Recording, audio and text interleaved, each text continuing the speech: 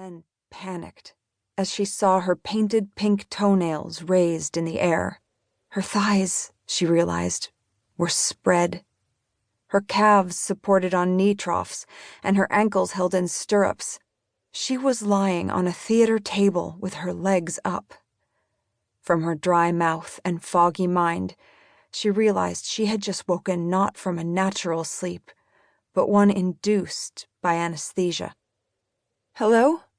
she called, to attract the attention of the person handling the instruments. The clatter of steel against steel went on uninterrupted. Unnerved, she called louder. "Hello? I'm awake." Given the circumstances, she was amazed how calm she felt. She was frightened and anxious, but beneath this, her professional knowledge allowed her to think through what might have happened as she lay waiting for an explanation. She'd finished her shift for the evening. Her memory retrieved her last conscious thought. Walking through the staff car park in her new floaty dress and pink shoes to meet Patrick. This memory reassured her that she must have had an accident.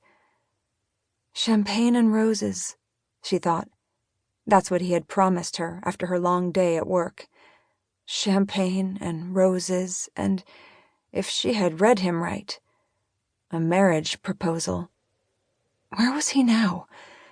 Outside pacing a corridor, no doubt, anxiously waiting to hear how she was, ready to pounce on anyone who could give him an answer. Had she been knocked down? She wondered. A car pulling out too quickly, perhaps, that she hadn't noticed in her eagerness to see Patrick's car.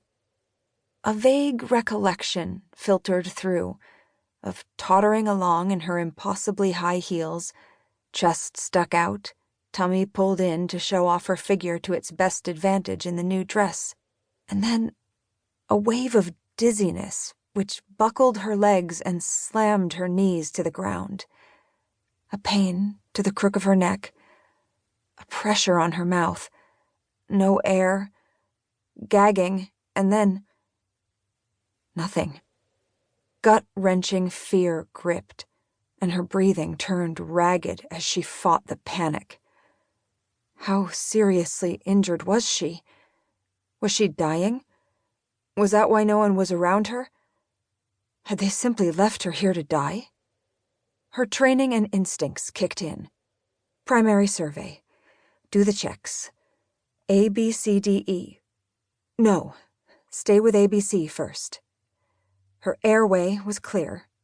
No oxygen mask or nasal cannula were attached to her. She was breathing spontaneously, and as she breathed in deeply, she felt no discomfort. Circulation? Her heart was pounding hard and loud. She could hear it on a monitor close by. But why, then, were her legs spread? Was she bleeding? Pelvic fractures could be the most serious traumas, big, uncontrollable bleeders. But if that was the case, where were all the worried surgeons? Why hadn't they banded her pelvis and stabilized it? "Hello? Can you hear me?" she now demanded less pleasantly. The sound of clanking instruments ceased. She moved her head gingerly and was not surprised to find head blocks and a neck collar holding her still. They had yet to rule out the possibility of a cervical spine injury. She began to seethe. Who the fuck was looking after her? She wanted to give him or her a piece of her mind. To allow her to wake up alone was bad enough, but for her to then find her head and arms strapped down and her legs stuck up in the air was an outrage. She could have done untold damage to herself if she'd panicked or ripped off the contraptions that were keeping her safe. She could hear the sound of clogs moving towards her on the hard floor.